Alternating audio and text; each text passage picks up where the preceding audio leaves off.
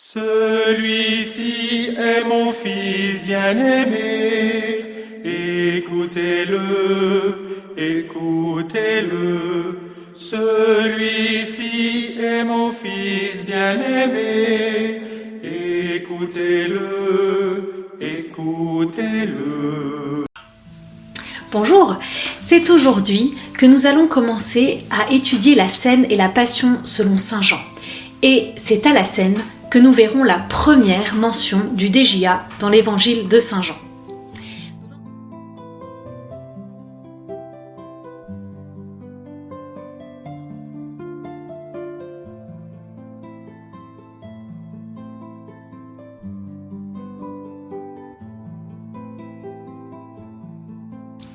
Nous en sommes au moment, dans ce chapitre 13, où Jésus va organiser son ultime repas à Jérusalem. Or, il se trouve que Saint Jean ne donne aucun détail géographique sur le lieu de ce repas à Jérusalem. On va aller chez Saint Luc pour en savoir un peu plus. Saint Luc, au chapitre 22, nous montre que Jésus, en fait, a tout préparé. Il a tout préparé puisque Saint Luc va nous parler d'un signe, le signe de l'homme à la cruche. Alors, on sait que c'est un signe parce qu'à l'époque de Jésus, les hommes n'allaient pas chercher l'eau. C'était quelque chose qui était réservé aux femmes. L'eau, c'est le signe de la vie. C'est donc les femmes qui allaient chercher l'eau, mais un homme, même un homme esclave, n'allait pas chercher de l'eau. C'est la raison pour laquelle, quand Jésus dit « Vous verrez un homme portant une cruche », il sait que les apôtres vont pouvoir le repérer malgré la foule qui est venue fêter la Pâque à Jérusalem, parce qu'un homme qui porte une cruche, c'est quelque chose d'étrange. Donc cet homme anonyme, c'est peut-être un serviteur du Degia qui doit amener Jésus à célébrer dans un endroit sécurisé, à célébrer la Pâque dans un endroit sécurisé. Vous savez que la police du Sanhédrin recherchait Jésus depuis la résurrection de Lazare. Et Jésus cherche à manger la Pâque, à manger l'agneau pascal. D'ailleurs, c'est étonnant parce qu'il ne sera jamais mentionné, cet agneau pascal, dans le récit. Cet agneau, c'est l'agneau de Dieu dont nous parlait Jean-Baptiste. Donc, l'anonymat du propriétaire a l'air d'être souligné. Peut-être qu'il y a aussi un autre sens. Peut-être que c'est pour nous dire que chacun est appelé à devenir la demeure eucharistique du Seigneur. Jésus s'invite chez nous, comme il s'invite ou est invité chez cet anonyme. Il faut imaginer peut-être que cet anonyme a rencontré Jésus et que Jésus a mis toute sa confiance en lui. En tout cas, ce disciple anonyme lui a expliqué ce qui lui est arrivé et Jésus va convenir avec lui de l'anonymat pour le protéger. C'est cette fameuse scène de l'homme à la cruche d'eau. C'est intéressant parce que Saint Matthieu, au chapitre 26, verset 18, lui, il nous parle de chez un tel. Donc encore une fois, un anonymat, choisi par Jésus pour se protéger. Il y a donc à la Sainte Seine au moins un homme qui n'est pas des 12. Ce Degia en tout cas. Mais certainement, il y en a d'autres. Il y a peut-être les disciples d'Emmaüs, il y a sûrement la Sainte Vierge, il y a, pourquoi pas, les 70 disciples envoyés en mission, puisque quelques jours après, à la Pentecôte, il y a 120 personnes qui tiendront dans cette pièce. Donc il faut en même temps distinguer le geste eucharistique et les paroles qui lui sont liées à ceux qui assistent à ce moment. Quand Jésus dit « Vous ferez cela en mémoire de moi », ça s'adresse aux 12. À ce moment, à ce dernier repas, a eu lieu aussi le lavement des pieds. C'est intéressant de voir que le lavement des pieds n'est raconté que par Saint Jean, mais chez les synoptiques, donc chez Saint Matthieu, Saint Marc et Saint Luc, par exemple chez Saint Luc, on nous parle à ce moment-là de la scène de qui est le plus grand. Et c'est une scène qui va bien en vis-à-vis du lavement des pieds. Le lavement des pieds, elle figure la croix elle-même, comme mystère et comme ministère. Un mystère pour Jésus, qui est bien Seigneur et Maître, mais qui se fait serviteur, et un ministère pour les disciples, puisque c'est un exemple que Jésus leur donne. Quand vous vous lavez les pieds les uns aux autres, alors vous êtes moi. Je vous donne une mission. Et si vous faites cette mission, alors vous êtes vraiment moi. Et en même temps, ce ministère doit demeurer un mystère, quelque chose qu'on n'a jamais fini de découvrir. Et il faut bien repérer que Jésus a aussi lavé les pieds de Judas. Judas, au verset 2, il est là. Et il a d'ailleurs déjà fait son choix. Son choix ne date pas de la dernière minute. Il est là aussi au verset 11 et il entend Jésus. Et ce lavement des pieds, c'est probablement la goutte qui fait déborder la bassine. Trop, c'est trop. C'est pas du tout l'image que Judas se fait de Dieu. Cette trahison, elle est au cœur du mystère de la personne du Christ. Jésus accepte ce mal venant du diable, dont Judas est l'exécutant, pour qu'un bien sauveur et universel en jaillisse.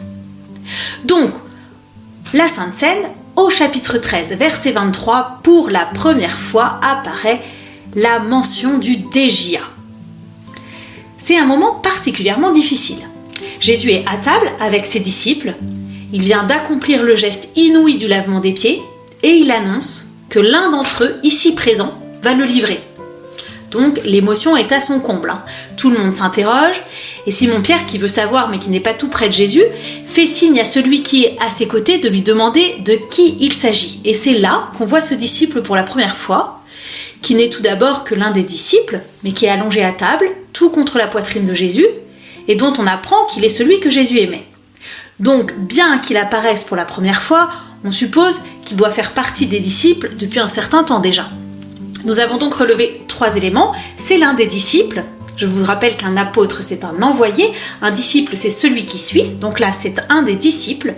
Deuxièmement, il est placé tout près de Jésus autour de la table, tout contre sa poitrine. Et troisièmement, c'est un disciple qui a un statut un peu privilégié vis-à-vis des autres disciples. Il se sait aimé d'un amour particulier. Et on voit ce disciple se renverser sur la poitrine de Jésus et lui poser la question de Pierre, « Seigneur, qui est-ce » Donc c'est lui qui sert d'intermédiaire entre Pierre et Jésus, comme si Pierre était trop loin pour poser lui-même sa question. Ça voudrait dire que ce disciple est mieux placé que Pierre autour de la table. Alors revenons à cette question du verset 22. Quand Jésus annonce que l'un des 12 va le trahir, tous se regardent, puisque un disciple, c'est d'abord quelqu'un qui sait qu'il peut trahir. Il n'est pas sûr de lui, mais il doit être sûr du pardon du Maître. On ne peut être disciple ou apôtre que si on intègre cette dimension de pécheur comme faisant partie de nous, et cette dimension de sauver par le sacrifice du Christ. C'est d'ailleurs pour cela que Judas va cesser d'être disciple à ce moment-là. Et donc là, versets 23 à 26, intervient le Dégia, le disciple que Jésus aimait. Le Dégia est avant Saint-Pierre dans la préséance. C'est comme s'il y avait Jésus, à sa droite Judas, et à sa gauche le Dégia, et à la gauche du Dégia, Pierre. Pierre est avant Saint-Pierre dans cette préséance. Il est à cette place probablement parce qu'il reçoit chez lui. Peut-être que ce disciple que Jésus aimait est quelqu'un qui a reçu chez lui. Et là, Judas sort. Mais Jésus va protéger Judas en laissant circuler différentes hypothèses sur son départ jusqu'à la fin. Comme si Jésus offrait à Judas la possibilité de se retourner. Donc vous voyez, au moment de la Passion, on a les semences de Judas, qui recherchait le pouvoir et haïssait l'amour. On a les semences de Pierre, incapable d'accepter un Messie faible. On a les semences de certains chefs religieux qui sont si attachés à la lettre qu'ils sont incapables d'accepter la nouveauté de l'esprit. Les semences de Pilate qui craignaient les conflits et la dénonciation auprès des autorités romaines. Mais ces semences, elles sont en chacun d'entre nous. Nous sommes tous capables de blesser les faibles et les innocents qui nous dérangent. Et en même temps, la bonne nouvelle, c'est qu'en chacun de nous, il y a également les semences du Dégia qui nous invitent à croire à l'amour. Nous sommes chacun confrontés à des questions fondamentales. Est-ce que nous vivons pour la justice et la vérité ou est-ce que nous vivons pour notre propre gloire ? Est-ce que nous vivons pour le pouvoir ou pour l'amour et la compassion ?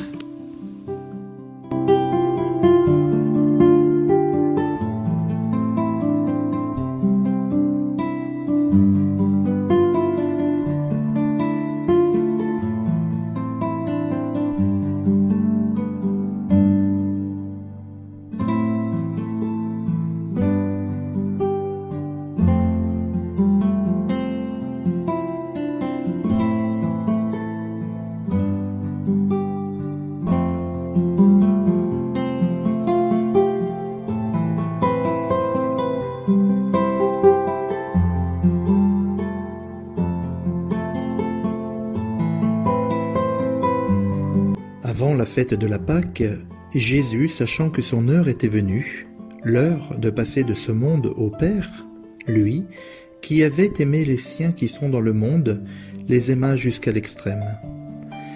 Au cours d'un repas, alors que déjà le diable avait jeté au cœur de Judas Iscariote, fils de Simon, la pensée de le livrer, sachant que le Père a remis toutes choses entre ses mains, qu'il est sorti de Dieu et qu'il va vers Dieu. Jésus se lève de table, dispose son manteau et prend un linge dont il se ceint. Il verse ensuite de l'eau dans un bassin et commence à laver les pieds des disciples et à les essuyer avec le linge dont il était ceint. Il arrive ainsi à Simon-Pierre qui lui dit « Toi, Seigneur, me laver les pieds ?»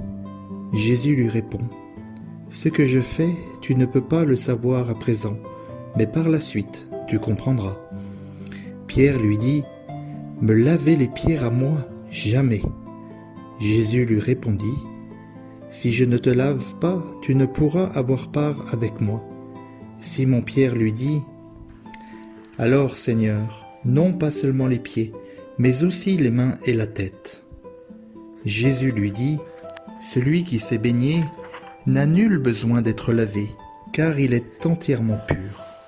Et vous, vous êtes purs, mais non, pas tous. » Il savait en effet qui allait le livrer, et c'est pourquoi il dit « Vous n'êtes pas tous purs. » Lorsqu'il eut achevé de leur laver les pieds, Jésus prit son manteau, se remit à table et leur dit « Comprenez-vous ce que je vous ai fait? Vous m'appelez le Maître et le Seigneur, et vous dites bien, car je le suis. Dès lors, si je vous ai lavé les pieds, moi, le Seigneur et le Maître, vous devez vous aussi vous laver les pieds les uns aux autres. Car c'est un exemple que je vous ai donné. Ce que j'ai fait pour vous, faites-le vous aussi. En vérité, je vous le dis, un serviteur n'est pas plus grand que son maître, ni un envoyé plus grand que celui qui l'envoie. Sachant cela, vous serez heureux si de moins vous le mettez en pratique. Je ne parle pas pour vous tous, je connais ceux que j'ai choisis. Mais qu'ainsi s'accomplisse l'Écriture. Celui qui mangeait le pain avec moi, contre moi a levé le talon. Je vous le dis à présent, avant que l'événement n'arrive, afin que lorsqu'il arrivera, vous croyiez que je suis. En vérité, je vous le dis, recevoir celui que j'enverrai, c'est me recevoir moi-même, et me recevoir, c'est aussi recevoir celui qui m'a envoyé. » Ayant ainsi parlé, Jésus fut troublé intérieurement, et il déclara solennellement « En vérité, je vous le dis, l'un d'entre vous va me livrer. » Les disciples se regardaient les uns les autres, se demandant de qui il parlait. Un des disciples, celui-là même que Jésus aimait, se trouvait à côté de lui. Simon-Pierre lui fit signe « Demande de qui il parle. » Le disciple se pencha alors vers la poitrine de Jésus et lui dit « Seigneur, qui est-ce » Jésus répondit « C'est celui à qui je donnerai la bouchée que je vais tremper. » Sur ce, Jésus prit la bouchée qu'il avait trempée et il la donna à Judas Iscariote, fils de Simon. C'est à ce moment, alors qu'il lui avait offert cette bouchée, que Satan entra en Judas. Jésus lui dit alors « Ce que tu as à faire, fais-le vite. » Aucun de ceux qui se trouvaient là ne comprit pourquoi il avait dit cela. Comme Judas tenait la bourse, quelques-uns pensèrent que Jésus lui avait dit d'acheter ce qui était nécessaire pour la fête ou encore de donner quelque chose aux pauvres. Quant à Judas, ayant pris la bouchée, il sortit immédiatement. Il faisait nuit. Dès que Judas fut sorti, Jésus dit « Maintenant, le Fils de l'homme est glorifié et Dieu a été glorifié par lui. Dieu le glorifiera en lui-même et c'est bientôt qu'il le glorifiera. Mes petits enfants, je ne suis plus avec vous que pour peu de temps.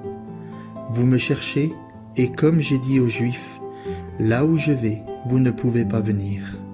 À vous aussi maintenant je le dis. Je vous donne un commandement nouveau, Aimez-vous les uns les autres comme je vous ai aimé. Vous devez vous aussi aimer les uns les autres.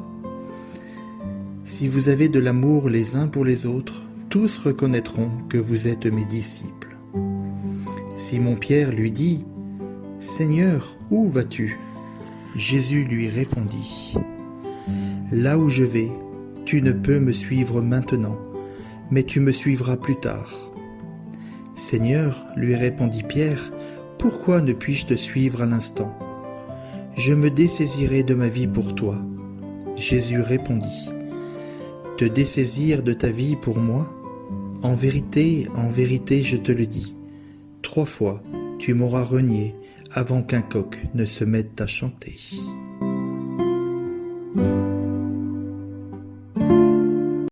Celui-ci est mon Fils bien-aimé, écoutez-le, écoutez-le.